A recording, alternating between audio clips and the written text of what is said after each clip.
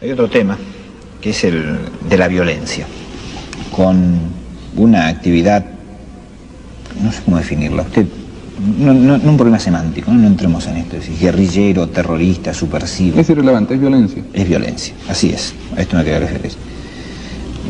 Focalizada en estos momentos en una zona del Perú, en Ayacucho. No, extendida. Y que se ha extendido a otras zonas, como se habla ahora de la apertura de un segundo frente, hostilizando a este gobierno de la democracia. Por un lado, esta actitud con algunas deserciones. Usted hace pocos días ha dialogado con 3 de los jefes aparentes o integrantes del Grupo Sendero Luminoso, que han estado aquí en la Casa de Gobierno, y con algunos campesinos que les servían de apoyo. Y por otro lado, una seria responsabilidad de la represión, donde se habla de abusos, de matanzas de campesinos, de violaciones flagrantes y concretas de los derechos humanos, con números de desaparecidos que manejan algunos organismos y maneja también el gobierno y manejan algunos medios de comunicación que a veces tienen alarma, ¿no? Hablan de 4.000, 5.000, no sé si este es el número. ¿Cómo es esta situación? ¿Qué está haciendo el gobierno? ¿Qué es esta comisión de paz? Usted recibe la crítica y dice, pero ¿cómo el presidente le da la mano y dialoga con los subversivos, con los violentos, que a lo mejor días antes estaban matando a nuestros hermanos los campesinos, nada más que porque no le prestaban apoyo?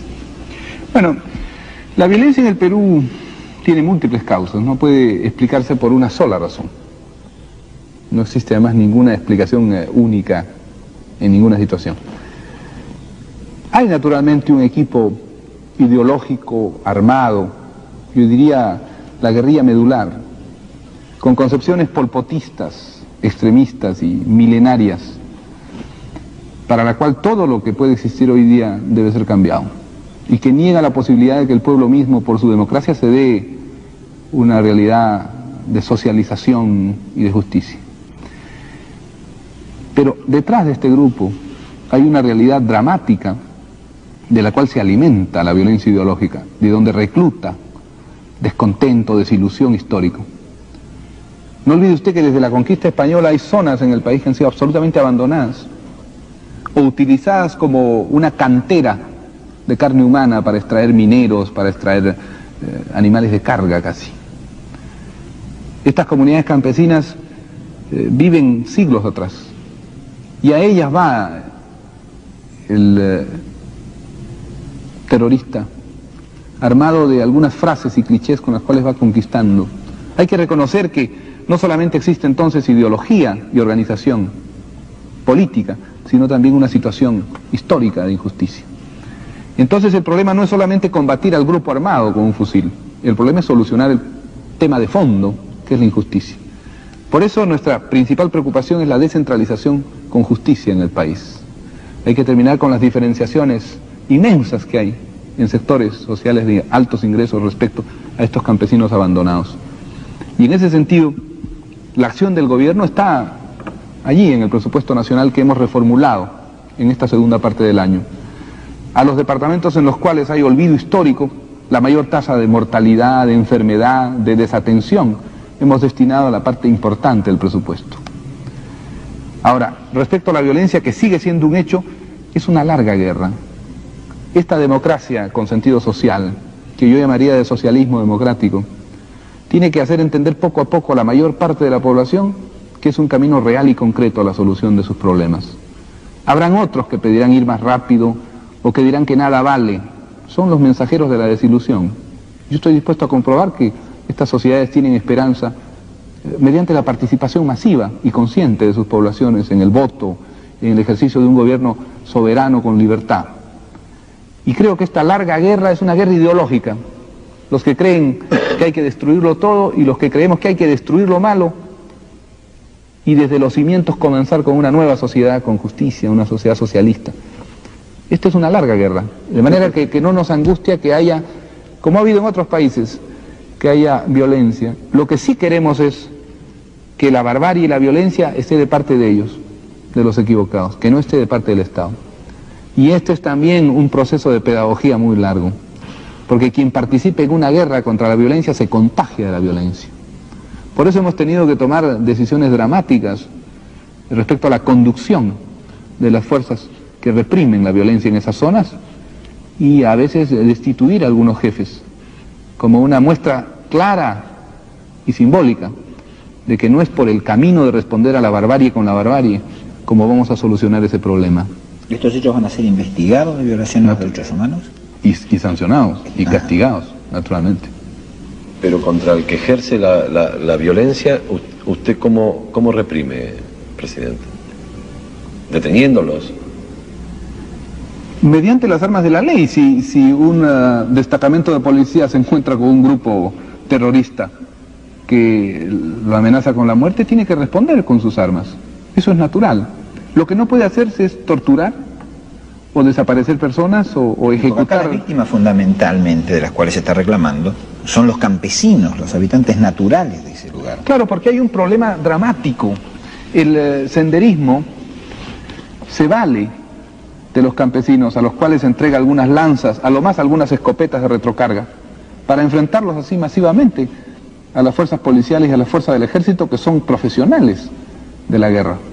Por eso hay una enorme cantidad de bajas. Ha habido en estos años una enorme cantidad de bajas. Todos sabemos cómo actúa el grupo medular del Sendero en una lucha, en un encuentro. Mueren gentes que apenas tienen una escopeta o algunos cartuchos de dinamita.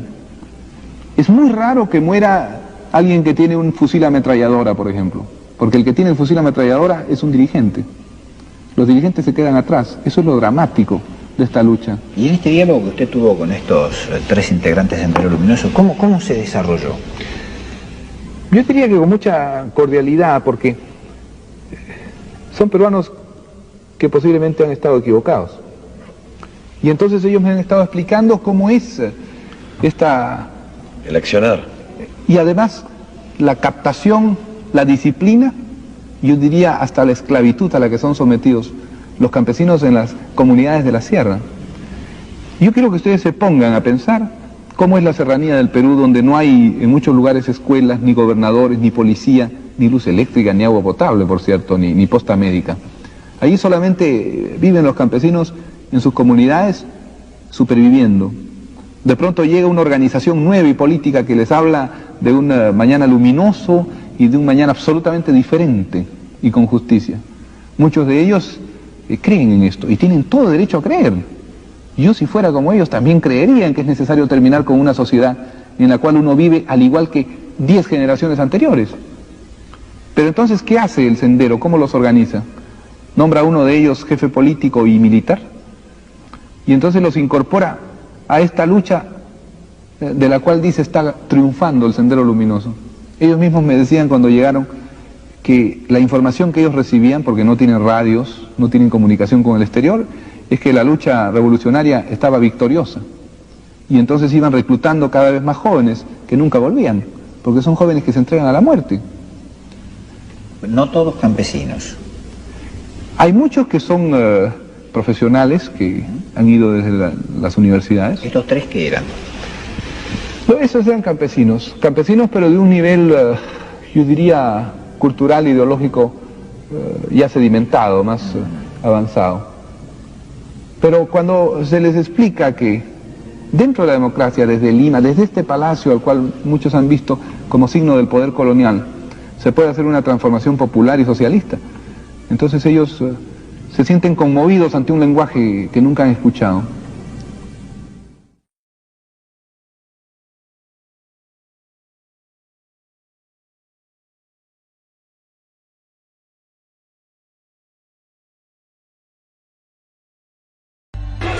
Vía TV, un nuevo concepto de televisión por Internet.